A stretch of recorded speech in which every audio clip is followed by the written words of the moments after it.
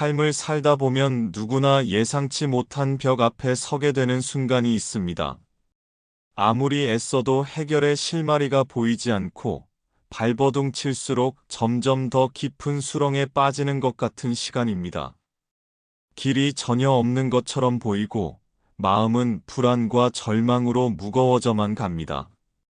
그때 들려오는 속삭임이 있습니다. 이제 끝이다. 더 이상 방법이 없다. 이런 마음의 소리는 우리를 쉽게 낙심하게 만들고 기도할 힘마저 빼앗아 버립니다. 시편 121편은 바로 이런 상황 속에서 시작됩니다. 내가 산을 향하여 눈을 들리라 나의 도움이 어디서 올까? 다윗은 인생의 막다른 골목에서 산을 바라보며 스스로에게 묻습니다. 나의 도움은 도대체 어디에서 올 수 있을까? 이 질문은 단순한 궁금증이 아니라 절박한 심정에서 흘러나온 고백입니다. 스스로 감당할 수 없는 문제 앞에서 인간의 한계를 인정할 수밖에 없는 자리에서 터져나오는 탄식과 같습니다. 성경에서 산은 종종 인간의 두려움과 한계를 상징합니다. 이스라엘 백성에게 산은 넘기 어려운 장애물이었고, 때로는 대적이 진을 치고 있는 위협의 장소이기도 했습니다. 다윗이 바라본 산 역시 거대한 현실의 벽이었을 것입니다. 그러나 그는 거기서 시선을 멈추지 않았습니다. 산을 바라보며 탄식하던 그의 눈이 곧 하늘로 향합니다. 나의 도움은 천지를 지으신 여호와에게서로다. 이 짧은 한마디는 절망의 눈길이 소망의 방향으로 바뀌는 전환점이었습니다. 문제에서 하나님께로, 두려움에서 믿음으로, 낙심에서 기도로 방향이 바뀌는 순간이었습니다. 우리가 인생의 벽 앞에 서 있을 때 가장 먼저 해야 할 일은 문제를 바라보는 눈을 하나님께로 돌리는 것입니다. 그것이 기적의 문이 열리는 첫 번째 걸음입니다. 눈을 들어 하나님을 바라볼 때 막혀있던 마음에 작은 틈이 생깁니다. 그 틈으로 하나님의 위로와 능력이 흘러들어오기 시작합니다. 다윗은 천지를 지으신 여호와라는 표현을 사용했습니다. 이는 단순히 하나님을 묘사하는 말이 아닙니다. 세상 만물을 지으신 전능하신 분께서 나의 도움이 되신다는 신앙의 선포입니다. 현실의 벽보다 더 크신 분, 산보다 더 높으신 분을 바라본 것입니다. 어떤 사람은 이렇게 말합니다. 산을 보면 두렵습니다. 너무 커서 나 자신이 작아지는 것 같습니다. 하지만 하나님을 바라보는 순간 산의 크기가 더 이상 두려움이 되지 않습니다. 오히려 그 산을 지으신 분이 나의 편이라는 사실이 마음에 자리 잡게 됩니다. 시선을 어디에 두느냐가 우리의 믿음을 결정짓습니다. 산을 보면 절망이 커지고 하나님을 보면 믿음이 자라납니다. 제가 알고 있는 한 집사님의 이야기입니다. 그분은 몇 년 전 큰 사업 부도를 겪으며 모든 것을 잃었습니다. 오랫동안 애써 세워왔던 회사가 하루아침에 무너졌고 가족들도 경제적 어려움 속에서 흩어져야 했습니다. 그분은 그 시기를 인생의 산 앞에 서 있던 시간이라고 표현했습니다. 아무리 기도하려 해도 말이 나오지 않았고 하나님께 무엇을 어떻게 아뢰어야 할지도 몰랐습니다. 그때 어느 날 새벽 우연히 시편 121편 말씀을 읽게 되었습니다. 내가 산을 향하여 눈을 들리라 나의 도움이 어디서 올까? 처음에는 이 말씀이 마음에 와닿지 않았다고 합니다. 하지만 매일 아침 이 구절을 소리내어 읽기 시작했습니다. 처음에는 그저 습관처럼 입으로만 고백했지만 어느 날 마음속에서 이상한 변화가 시작되었습니다. 문제만 바라보던 시선이 서서히 하나님께로 옮겨가기 시작한 것입니다. 나의 도움은 천지를 지으신 여호와에게서로다. 이 구절이 단순한 문장이 아니라 그의 가슴 속에서 실제 고백으로 바뀌는 순간 설명할 수 없는 평안이 찾아왔습니다. 여전히 현실은 변하지 않았지만 마음의 방향이 바뀌었습니다. 그 후 하나님께서 전혀 예상하지 못했던 길을 하나둘 열어주셨습니다. 잃어버렸던 것들이 조금씩 회복되었고, 무엇보다 하나님을 향한 신뢰가 깊어졌습니다. 그는 이렇게 말했습니다. 산은 그대로였지만 제 눈이 달라졌습니다. 하나님을 바라보는 순간 산이 더 이상 두렵지 않았습니다. 이것이 바로 시선을 하나님께 올릴 때 열리는 첫 번째 기적, 도움의 문입니다. 하나님은 절망 가운데 눈을 들어 주님을 바라보는 한 사람을 통해 놀라운 일을 시작하십니다. 우리가 하나님께 시선을 고정할 때 마음의 무게가 풀리고 다시 걸어갈 힘이 생깁니다. 인간의 도움이 아닌 천지를 지으신 하나님의 도우심이 우리 삶에 임하기 시작합니다. 시편 121편 1절과 2절은 이렇게 말씀합니다. 내가 산을 향하여 눈을 들리라. 나의 도움이 어디서 올까? 나의 도움은 천지를 지으신 여호와에게서로다. 이 말씀은 단순히 입술로 외우는 구절이 아닙니다. 인생의 막다른 자리에서 하나님께 시선을 고정하는 믿음의 선언입니다. 문제를 바라보는 대신 문제보다 크신 하나님을 바라보는 고백입니다. 지금 마음에 큰 산이 서 있는 분들이 있을 것입니다. 경제적인 문제일 수도 있고, 질병일 수도 있고, 관계의 단절이나 상실의 아픔일 수도 있습니다. 그 산이 아무리 크고 높아도 그 산을 지으신 하나님은 더 크시며 더 높으신 분이십니다. 시선을 문제에서 하나님께로 돌릴 때 믿음의 길이 열리고 기적의 문이 움직이기 시작합니다. 하나님께서는 산을 없애지 않으실 수도 있습니다. 그러나 분명한 것은 그 산을 이기고 넘어설 수 있는 길을 예비해 두셨다는 사실입니다. 다윗이 골리앗 앞에서 담대할 수 있었던 것도 그가 골리앗보다 하나님을 더 크게 보았기 때문이었습니다. 하나님을 바라볼 때 담대함이 생기고 절망의 자리에서 소망이 피어납니다. 오늘 이 말씀을 마음에 새기며 조용히 고백해 보시기 바랍니다. 나의 도움은 천지를 지으신 여호와에게서로다. 이 고백이 입술에서 마음으로, 마음에서 믿음으로 자리 잡는 순간 인생의 막다른 길에서도 새로운 문이 열리게 될 것입니다. 도움의 문은 인간의 계산이 멈춘 자리에서 하나님을 바라보는 시선 위에 세워집니다. 시편 121편 3절과 4절은 이렇게 말씀합니다. 그가 너의 발이 흔들리지 아니하게 하시며 너를 지키시는 이는 졸지 아니하시리로다. 이스라엘을 지키시는 이는 졸지도 아니하시고 주무시지도 아니하시리로다. 5절에서는 여호와는 너를 지키시는 이시라. 여호와께서 내 오른쪽에서 내 그늘이 되시나니라고 이어집니다. 이 말씀은 단순한 위로가 아니라 삶 전체를 향한 하나님의 지속적이고 세밀한 보호의 약속입니다.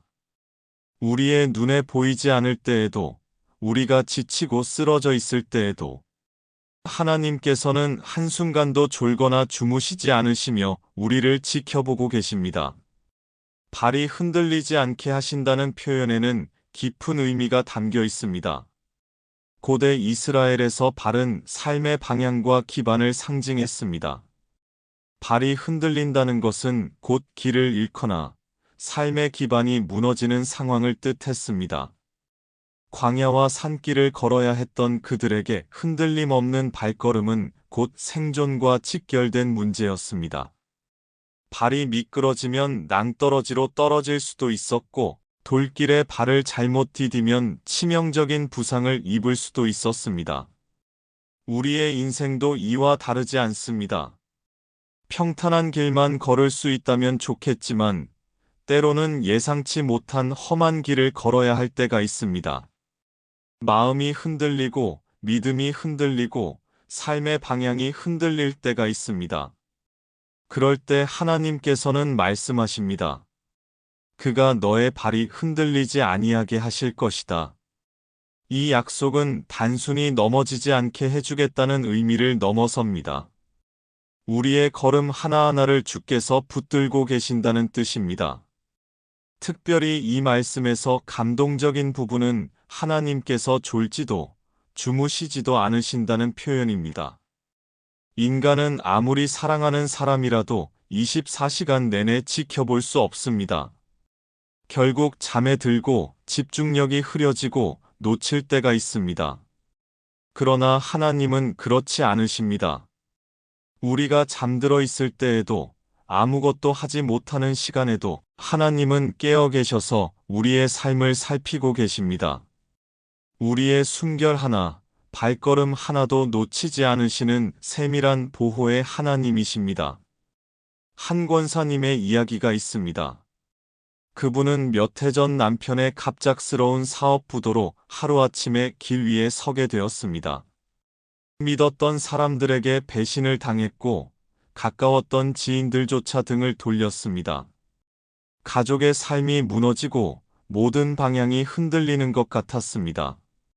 그때 그분은 밤마다 시편 121편 3절과 4절 말씀을 붙들었습니다. 그가 너의 발이 흔들리지 아니하게 하시며 이스라엘을 지키시는 이는 졸지도 아니하시고 주무시지도 아니하시리로다. 처음에는 그저 입으로만 고백했지만 어느 날부터 이 말씀이 마음속 깊이 스며들기 시작했습니다. 밤에 불안해서 잠을 이루지 못할 때마다 이 말씀을 조용히 되뇌었습니다. 하나님은 졸지도 주무시지도 않으신다. 내가 잠들어 있는 동안에도 나의 길을 지켜보고 계신다. 그렇게 반복할수록 흔들리던 마음에 점점 평안이 찾아왔습니다. 상황은 한순간에 바뀌지 않았지만 마음이 먼저 흔들리지 않게 붙들려지기 시작했습니다. 하나님께서 그분의 발을 지켜주셨던 것입니다. 시간이 지나자 하나님의 인도하심은 구체적으로 나타났습니다. 예상치 못한 곳에서 새로운 일의 기회가 생겼고 가족도 점차 회복의 길로 들어섰습니다. 권사님은 그때의 시간을 이렇게 고백하셨습니다. 모든 것이 흔들리고 있었지만 제 발만은 하나님께서 붙들고 계셨습니다. 이것이 바로 보호의 문이 열리는 순간입니다. 하나님께 시선을 돌릴 뿐만 아니라 그분의 지키심을 신뢰할 때 흔들리던 삶의 걸음이 다시 단단해집니다. 하나님께서 발을 지키신다는 것은 단지 물리적인 보호만을 뜻하지 않습니다. 우리의 마음, 생각, 믿음의 중심이 흔들리지 않도록 굳게 붙들어 주신다는 뜻입니다. 이 말씀에서 여호와께서 내 오른쪽에서 내 그늘이 되신다는 표현도 매우 아름답습니다. 고대 근동 지역의 뜨거운 태양 아래에서 그늘은 생명과 같은 존재였습니다. 그늘이 없으면 불볕더위에 탈진하거나 쓰러질 수밖에 없습니다. 하나님께서 그늘이 되신다는 것은 언제 어디서나 우리의 가장 가까운 곳에서 쉼과 보호를 주신다는 뜻입니다. 오른쪽은 고대 문화에서 보호자의 자리, 방패의 자리를 상징합니다. 하나님께서 바로 그 자리에 서 계신다는 것은 우리의 모든 걸음 옆에서 늘 지켜보고 계심을 뜻합니다. 한 자매님의 간증도 있습니다. 그분은 심한 불면증과 불안으로 오랫동안 고통받고 있었습니다. 밤이 되면 생각이 꼬리를 물고 이어졌고 잠을 이루지 못하는 날이 계속되었습니다. 그런 어느 날 새벽 기도 시간에 시편 121편 4절 말씀이 마음에 깊이 다가왔습니다. 이스라엘을 지키시는 이는 졸지도 아니하시고 주무시지도 아니하시리로다. 그 순간 마음속에 이런 생각이 스쳤다고 합니다. 하나님이 깨어 계신데 내가 밤새 걱정하며 깨어 있을 이유가 있을까? 그날 이후로 잠자리에 들기 전마다 이 말씀을 조용히 묵상하며 기도하기 시작했습니다. 놀랍게도 불면의 밤이 조금씩 사라지고 깊은 잠을 잘 수 있게 되었습니다. 하나님께서 그분의 마음을 지켜주셨던 것입니다. 하나님의 지키심은 때로는 눈에 보이는 방식으로, 때로는 마음의 깊은 곳에서 평안으로 나타납니다. 하나님은 결코 졸지도 주무시지도 않으십니다. 우리가 주저앉아 있을 때에도, 앞으로 나아갈 힘이 없을 때에도 주님은 우리의 발을 붙들고 계십니다. 우리가 흔들릴 때 그분이 붙드십니다. 우리가 쓰러질 때 그분이 세우십니다. 우리가 길을 잃을 때 그분이 인도하십니다. 이 진리를 마음에 새기고 조용히 고백해 보시기 바랍니다. 하나님께서 나의 발이 흔들리지 않게 붙들고 계십니다. 하나님은 졸지도 주무시지도 않으십니다. 여호와께서 나의 오른편에서 나의 그늘이 되어 주십니다. 이 고백이 입술에서 마음으로 그리고 믿음으로 깊이 새겨질 때 삶의 걸음에 놀라운 안정이 찾아옵니다. 외부의 환경은 흔들릴 수 있지만 하나님께 붙들린 발걸음은 결코 흔들리지 않습니다. 이것이 바로 시편 121편이 열어주는 두 번째 기적의 문, 보호의 문입니다.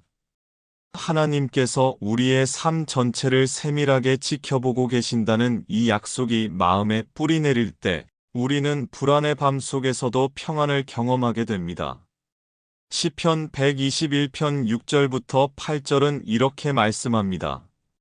낮에 해가 너를 상하게 하지 아니하며 밤에 달도 너를 해하지 아니하리로단. 여호와께서 너를 지켜 모든 환난을 면하게 하시며 또 내 영혼을 지키시리로단. 여호와께서 너의 출입을 지금부터 영원까지 지키시리로단. 이 구절에는 하나님의 보호하심이 시간과 공간, 상황을 초월해 전인적으로 임한다는 깊은 메시지가 담겨 있습니다.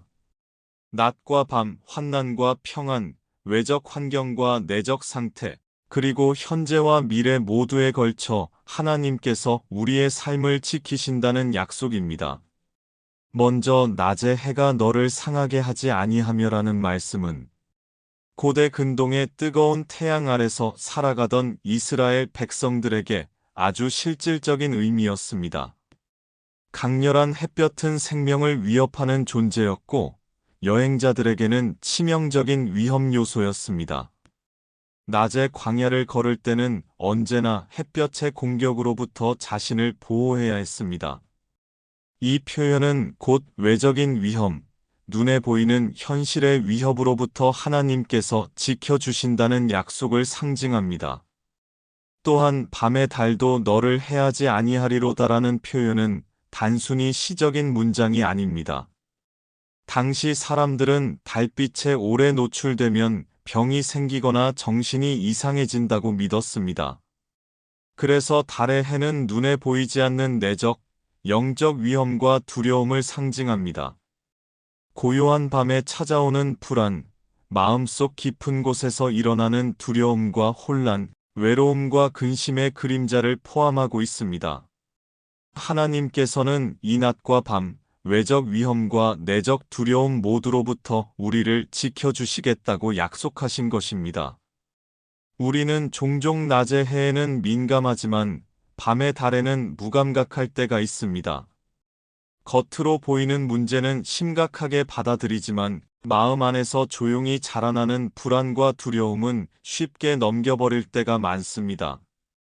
그러나 하나님은 눈에 보이는 위험만 지키시는 분이 아니라 보이지 않는 마음의 깊은 곳까지 보호하시는 분이십니다. 낮에도 밤에도 깨어 있을 때에도 잠들어 있을 때에도 하나님의 보호는 쉼없이 이어지고 있습니다. 한 장로님의 이야기가 있습니다. 그분은 70대 중반의 나이에도 새벽마다 말씀을 붙들고 기도하는 삶을 살고 계셨습니다. 그런데 어느 날부터 이유를 알 수 없는 불안감이 마음을 짓누르기 시작했습니다. 낮에는 괜찮았지만 밤만 되면 알 수 없는 두려움이 밀려와 잠을 이루지 못했습니다. 병원에서는 특별한 이상이 없다고 했지만 마음의 어둠은 점점 깊어졌습니다. 그러던 중 시편 121편 6절의 말씀이 눈에 들어왔습니다. 낮에 해가 너를 상하게 하지 아니하며 밤의 달도 너를 해하지 아니하리로단. 그분은 이 말씀을 조용히 붙들고 기도하기 시작했습니다. 하나님, 낮에 해도 밤의 달도 저를 해하지 못하게 하신다고 하셨습니다. 제 마음을 지켜 주옵소서. 매일 밤 잠자리에 들기 전 이 구절을 소리내어 읽으며 하나님께 마음을 맡겼습니다. 며칠이 지나면서부터 마음속의 불안이 점점 가라앉기 시작했습니다. 깊은 잠을 잘 수 있었고 다시 평안한 마음으로 하루를 시작할 수 있게 되었습니다. 눈에 보이지 않는 달의 해, 마음의 두려움으로부터 하나님께서 지켜주신 것입니다. 또 다른 집사님의 간증도 있습니다. 그분은 몇 년 전 가족과 함께 자동차로 여행을 떠나는 길에 큰 교통사고를 당할 뻔했습니다. 당시 그날은 평소보다 출발이 15분 늦어졌습니다. 이유는 아이의 신발이 보이지 않아 한참을 찾았기 때문이었습니다. 출발이 늦어져서 아쉬운 마음으로 길을 나섰는데 얼마 지나지 않아 자신들이 원래 지나가야 했던 도로에서 대형 사고가 났다는 소식을 들었습니다. 그 시간, 그 길을 그대로 갔더라면 사고에 휘말릴 수밖에 없는 상황이었습니다. 그분은 나중에 시편 121편 7절과 8절 말씀을 읽으며 눈물을 흘렸습니다.